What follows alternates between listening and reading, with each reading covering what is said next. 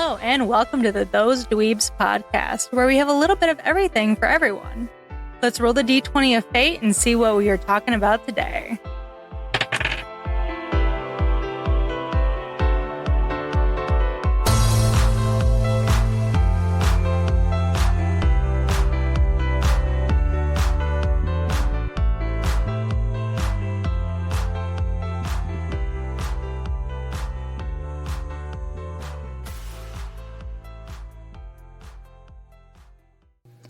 Hello everyone, and welcome to a new episode.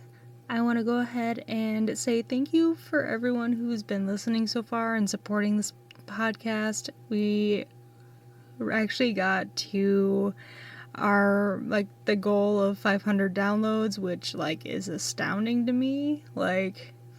It really, honestly, and truly means so much to me. And I can't wait to see where this podcast goes. It's hard to believe that we are already on the 12th episode, and yeah. Another little notification to clear would be that there are, over on our YouTube channel, we are slowly getting back into posting videos. There should be a new one up that Michelle did, where she was unboxing her newest and latest mermaid tail. And it would mean a whole lot to us if y'all would go over and check that out. There should be a few smaller form, videos coming out, so. Fortunately, no long form with our investigations yet, but hopefully with getting a new computer, we are going to be able to jump back into getting those done for you. It just might not be until potentially sometime in December to the beginning of next year, which I'm so excited for. I miss editing the ghost hunting videos. They make me so happy, especially whenever I'm able to catch all the fun activity that we got in those videos. But without further ado, I will quit rambling and tell you what we're touching on today, and that would be The Ghost of Chicago, the Windy City's Most Famous Haunts by Adam Selzer. I'm going to be picking out a few of these and reading them just like I have in the past, and we shall go from there. So, buckle in, cover up because the weather's getting a little chillier, and grab your favorite beverage because we are getting right into this one. Hello everyone, I wanted to come on here real quick and preference that this episode does contain talks of murder, violence, and suicide. So if any of those are uncomfortable or things that could cause a trigger for you, please feel free to skip this episode. For everyone else, let's get into this. The first one we're starting with is the Congress Hotel, located at 520 South Michigan Avenue. It's safe to estimate that more people have died at the Congress than at any other local hotel. Once known as the Auditorium Annex and now officially known as the Congress Plaza, over the years it has hosted everyone from refugees to stars, from gangsters to presidents, and more than a couple are said to have stuck around. One side effect of working in the ghost hunting or ghost busting industry is that no matter how hard you try to be level-headed and rational, you are still likely to get articles written about you that make you look like a nut. In 2006, I found myself the subject of a very amusing tabloid article that described me as a courageous ghost hunter who had dedicated his life to exposing the horrifying entities haunting the mean streets of Chicago. I've been called worse, I guess.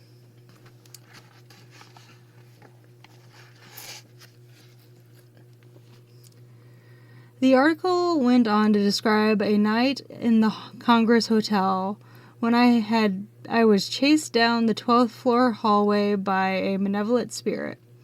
Other people who were present that night contend that I screamed like a little girl. The truth is that I had gone up to the 12th floor to check on some equipment that was set up there before. That was set up there. And when I returned to the elevator, I felt an overwhelming sensation that something was behind me. I ran to the elevator and wouldn't look back for anything. That's my story and I'm sticking to it. But I'm certainly not the first person ever to be scared on the 12th floor of the Congress. There are some types of buildings that just always seem to be haunted. For instance, you never hear of an abandoned mental hospital that isn't supposed to be haunted by former inmates. In larger cities, there are two types of buildings that seem especially prone to haunts: theaters and hotels. Most of the theater stories are pretty easy to explain. Old theaters are full of creaks and noises and open spaces that can play tricks on your mind. And anyway, if you ask the average theater person to tell you a ghost story, they will do it. Hotels have the same creaks and noises, but if you do enough research, you'll probably find half a dozen or so deaths associated with any given older one. Usually, it'll be a handful of people who died of natural causes, a couple of suicides, and perhaps a murder or two. At the Congress Hotel on South Michigan Avenue, I found the names of dozens of people who died in their rooms, in the lobby, or in the tunnel that once connected the hotel to the auditorium theater across the street. It's only rarely, when I have a very small group, that I can take them inside of the hotel these days. But it's always a memorable stop when I can. The place was built in 1893 to accommodate visitors who came for the World's Fair, and it retains a bit of its vintage elegance. It is, in fact, one of those old buildings that seems as though it ought to be haunted as soon as you step inside.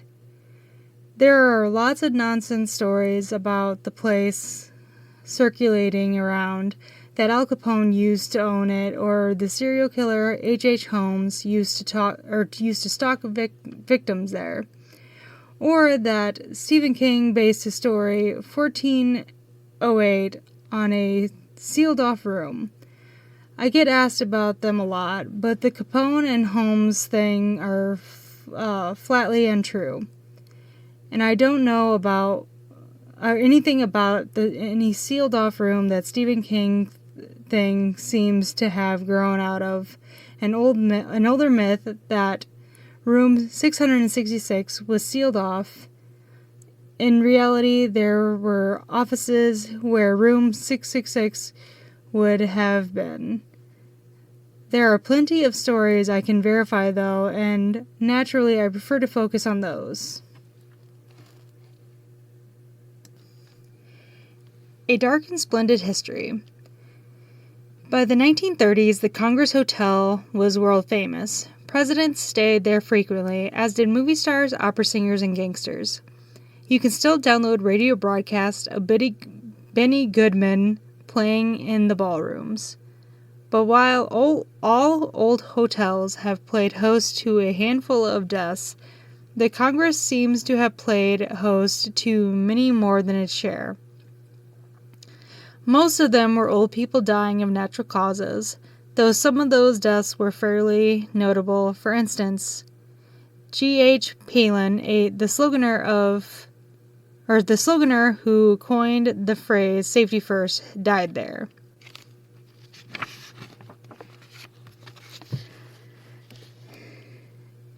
And then there have been a number of bloodier deaths.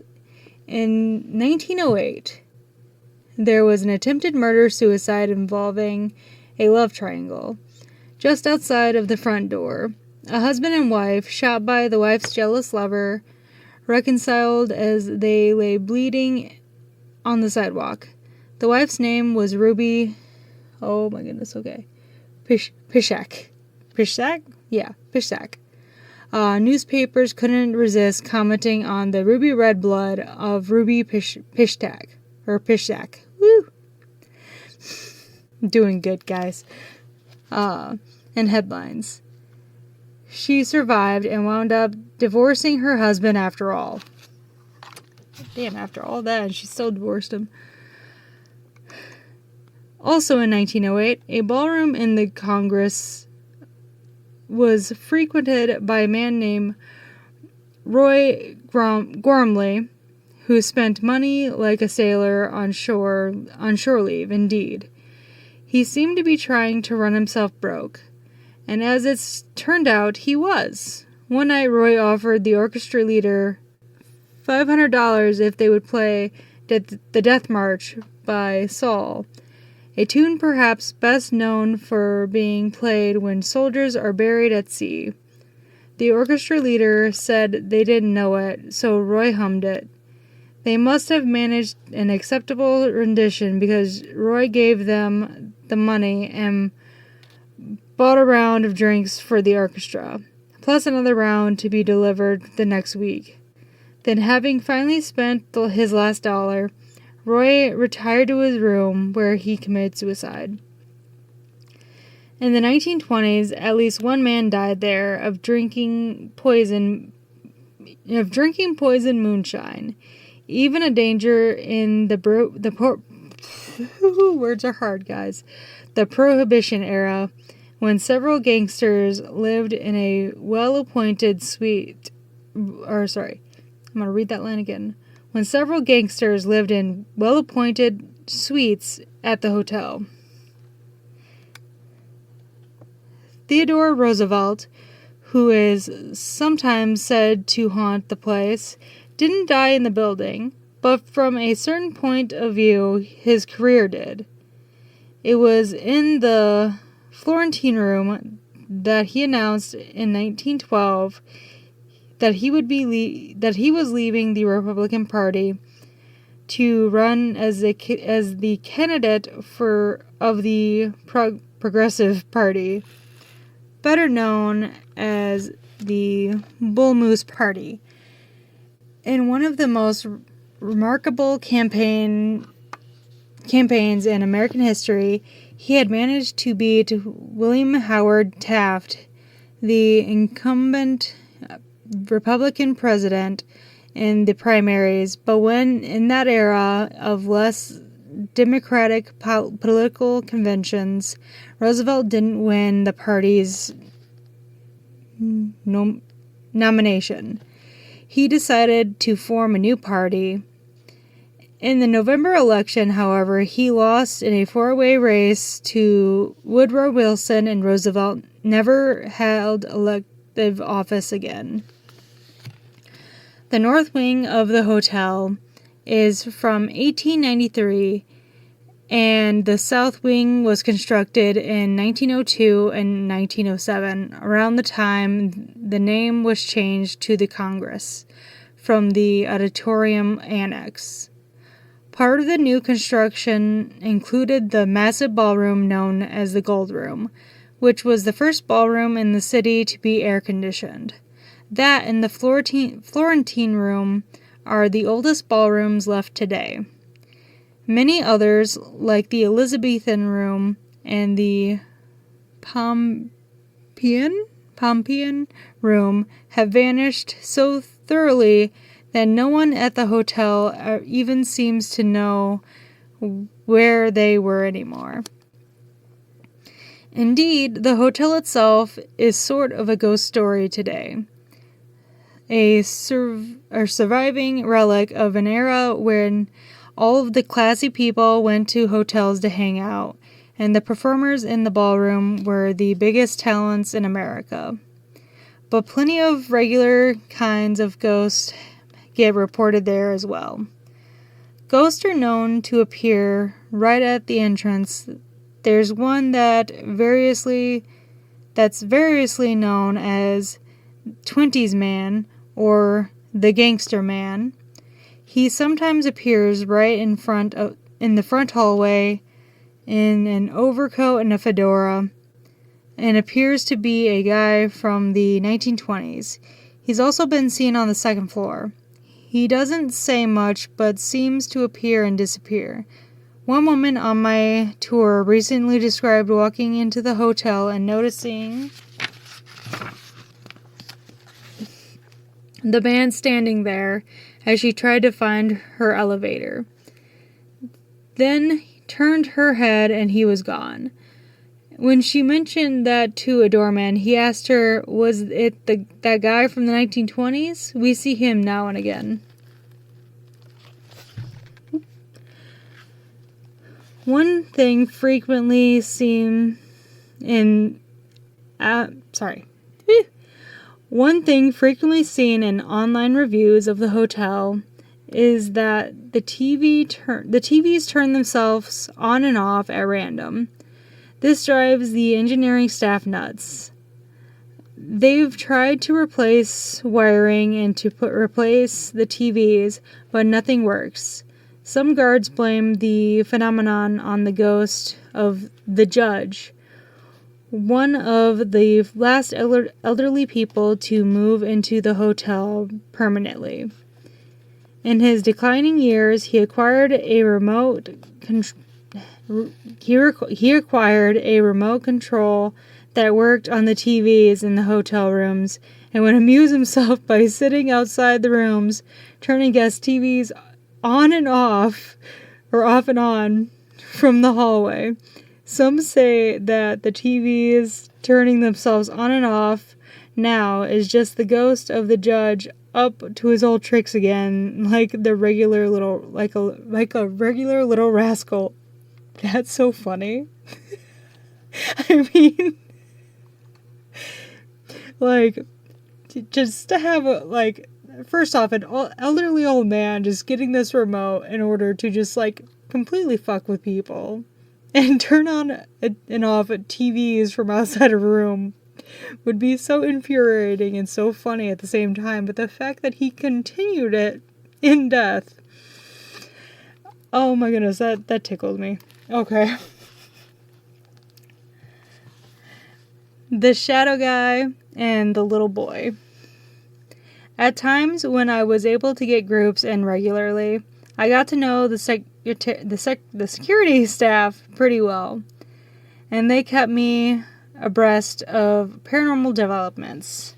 Just recently, a security guard told me that they'd received a call from a man saying that a ghost, he was sure, was moving around in his closet.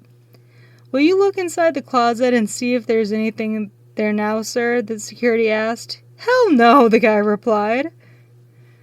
But by the time security arrived to find nothing in the closet, the man had packed up and was in the hall, ready to move to another room, if not another hotel. Other guests have reported a shadowy figure that is said to appear mainly to people associated with the military, according to several employees. It once scared a room full of Marines so badly that they rushed to the lobby in their underwear and refused to go back. Given the military connection, it's been speculated that this may be the ghost of the first man to die violently in the hotel, Captain Louis Ostium. I'm so sorry if I'm mispronouncing any of these names, by the way. A U.S. Army officer who was found in his room with a bullet wound in his temple in 1900.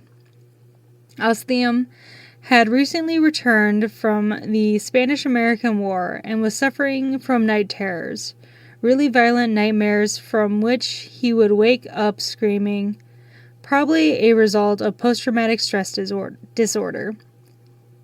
His friends believed that he had awakened and shot himself in the midst of a nightmare before becoming conscious enough to realize that it was all a dream, though it could always have been cold feet as well. He was to be married the next day. I've been in plenty of places where we saw mysterious, human-esque shadows zipping by, and they aren't really all that scary. When you see one, you think, hey, there goes one. How about that? This one, however, seems to be scary enough to frighten people out of their rooms. Could it be that the terror in his brain that led Captain Ostium to shoot himself lingers along with his shadow? But the most tragic Congress Hotel story of all is that of the little boy whose ghost is seen on the top floor of the north wing. Some have also seen a little girl, of course, leading me to wonder if it may be the ghost of Donald and Zudel Stoddard, a brother and sister who perished in the Iroquois Theater fire, trying to find their mother, who was waiting for them at the Congress. But as sightings of the boy are far more common than reports of the girl, I tend to tell people that the most likely identity for the ghost is Karel Langer, who was 6 years old when he died, and assume that the ghostly little girl is probably an exaggeration, not a ghost that anyone actually sees. In 1908, the Langer family fled their hometown of Prague when Hitler took over Czechoslovakia. They had to sell their factory and mansion they owned for next to nothing, and wound up living in a basement in Humboldt Park on the west side of Chicago. The mother of the family, Adele, was driven to madness, it was said, by the persecution she and her family had suffered, both in Prague and in Chicago, at the hands of hostile German Chicagoans. The fear that she was going to be sent back to Czechoslovakia when their visa expired weighed heavily on her mind as well, and she seems to have suffered a nervous breakdown.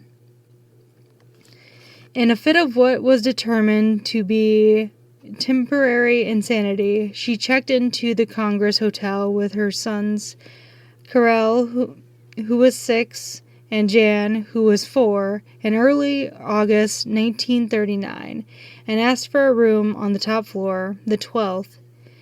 There she threw both boys out of the window before jumping out herself. All 3 died. Ghost hunters don't agree on much, but one thing that many believe is that a lack of commemoration will lead to more ghost sightings. The next day, photos of Adele and Jan, the 4-year-old, appeared in many newspapers, but there was no picture of Karel. Perhaps that's why he stuck around. I hadn't yet heard the story of him when I felt like I was being chased down the hallway.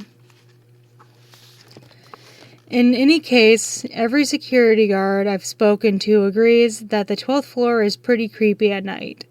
One even told me that he once stood stock still at the end of the hallway and watched the other end grow farther and farther away. That's some like Shining shit right there. Oh my god.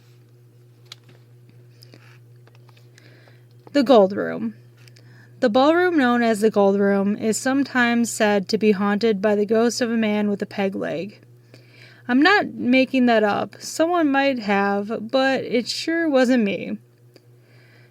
When I first assisted on an investigation of the place, security told us that they'd recently received several reports from customers saying that a homeless man with a peg leg was lying around in the hallway. They would go to run the guy off and find no trace of him. Some reports, which I've never been able to verify independently, state that a hobo with a peg leg was murdered in the hotel in the 1920s. Initially, the hotel workers told us this was on the 7th floor in the south wing, but one guard told me that he'd shown up in the gold room as well. The gold room is the most impressive of the ballrooms that remain in the hotel today. A real throwback to the days where hotel ballrooms were really something. A few ghosts get reported there. Some people have told stories of a bride and groom walking around the balcony, and some have sworn they'd heard an orchestra tuning up there in the middle of the night. But most of the ghostly activity on the second floor seems to take place around the ballroom, not in it. One guard told me that the ovens in the nearby kitchen have been known to turn themselves on, despite the fact that they aren't supposed to be connected to anything anymore. On one occasion, and only one, I saw strange colored lights dancing about on the ceiling in the lobby outside the ballroom. Boop.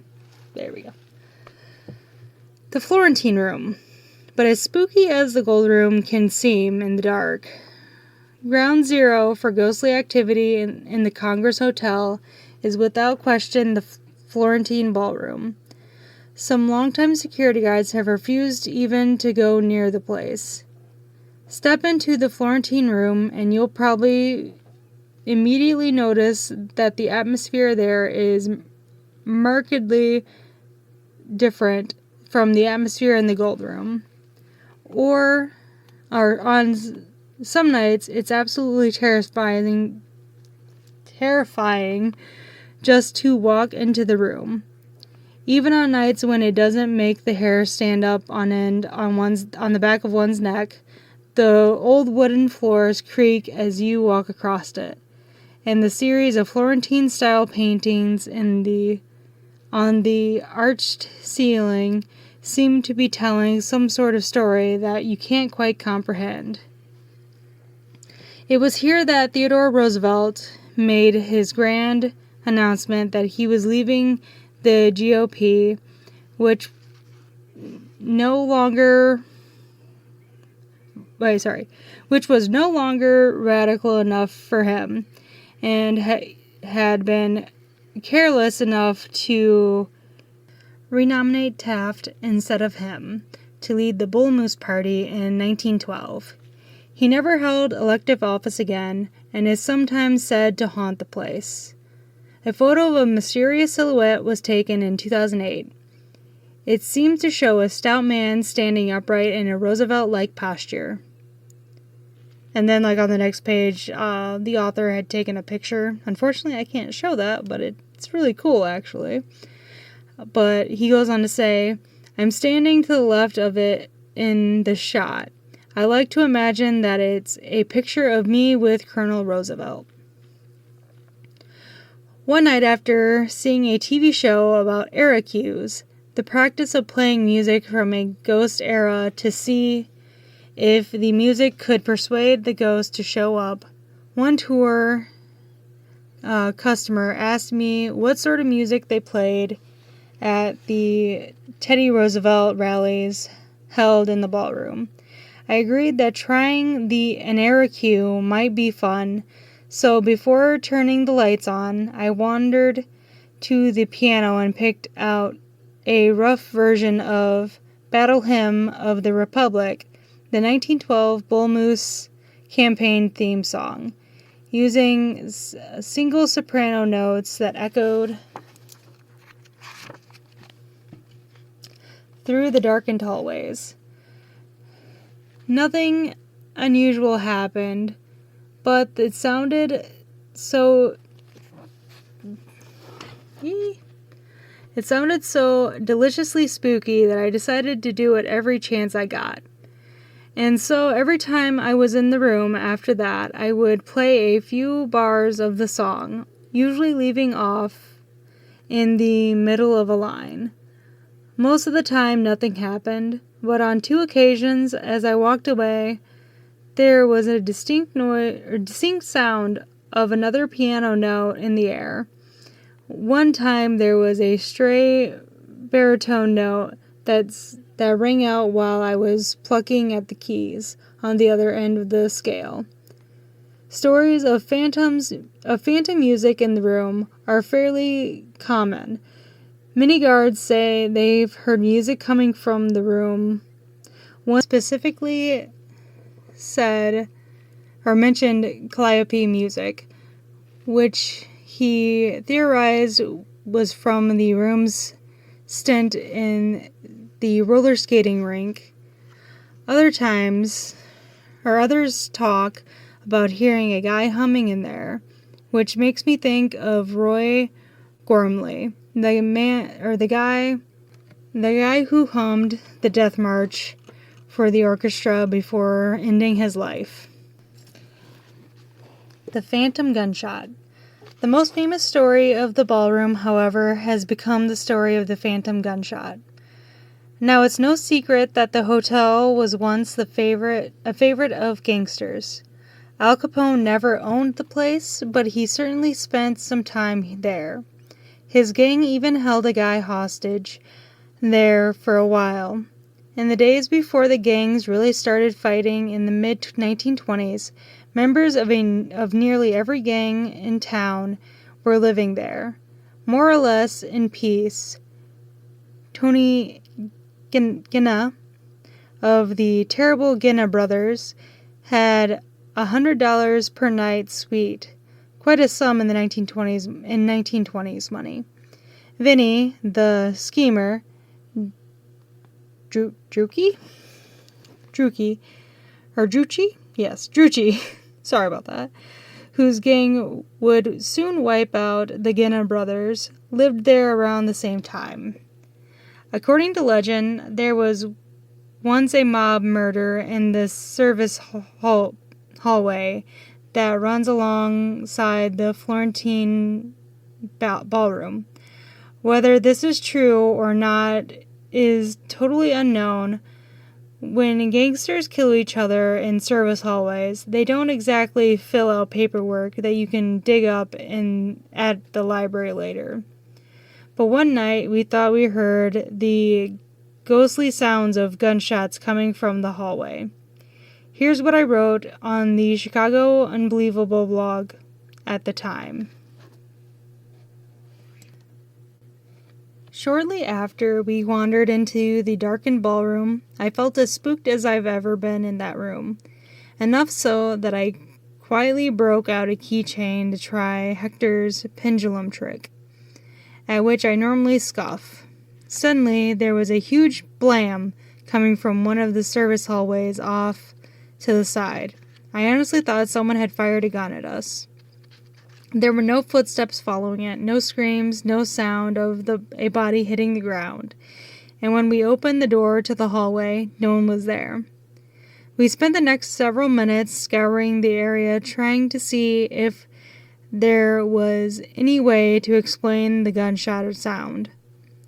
There were some people who thought they detected some movement in the door to the hall itself, as though it had been cracked ever so slightly ajar, then shut at the same time of the sound. But there wasn't nearly enough movement to cause anything like the sound we had heard.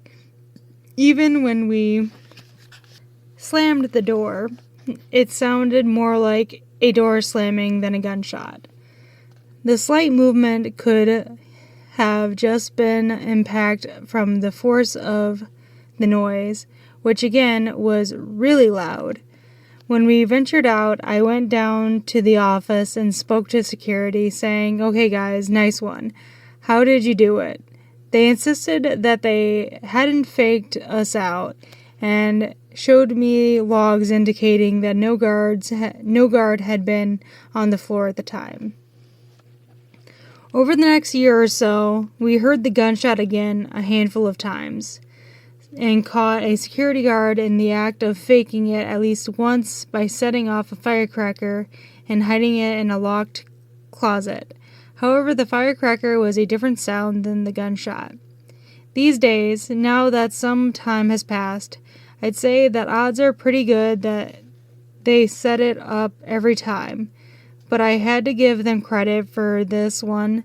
They certainly scared the heck out of us. And I sure can't prove it was them the first time.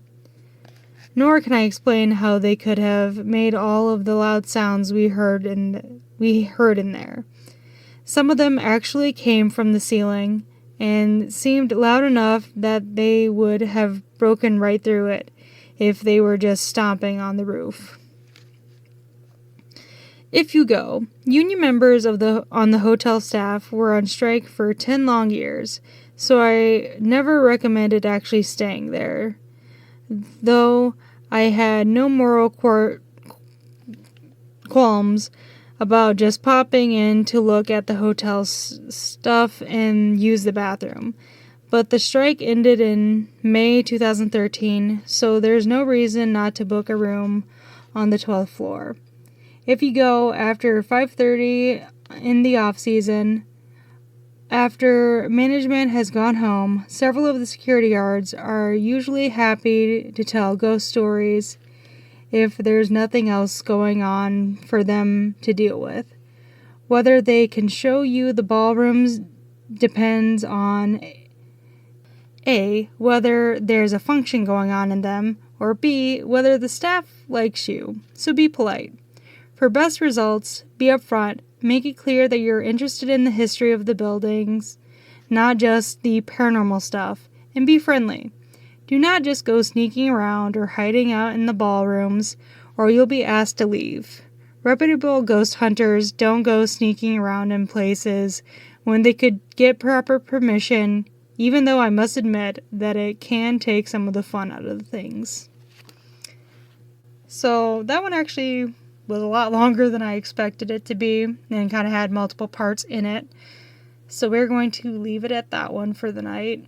I will say, I've had some spooky encounters, but honestly, Michelle would be the best one to have on, but to talk about that, because she's worked at a hotel for so many years, and like the things that she's seen over the years between the living and those that have departed this world has been absolutely wild. So maybe I'll have her on to talk about some of her crazy experiences with the paranormal at the hotel she works at. Because honestly, like, they make such good stories. And it's part of the reason why I chose the Congress Hotel, is because hotels have been around for so long and have so many like people from different walks of life coming in and out of them. And, you know, everyone imprints an energy on a place. And that in it of itself really speaks volumes. But I want to take a moment and thank everyone for sticking around and listening. It means the world to me, and I can't wait to see where this podcast goes. And I'll see you guys in the next episode. All right. Bye, guys.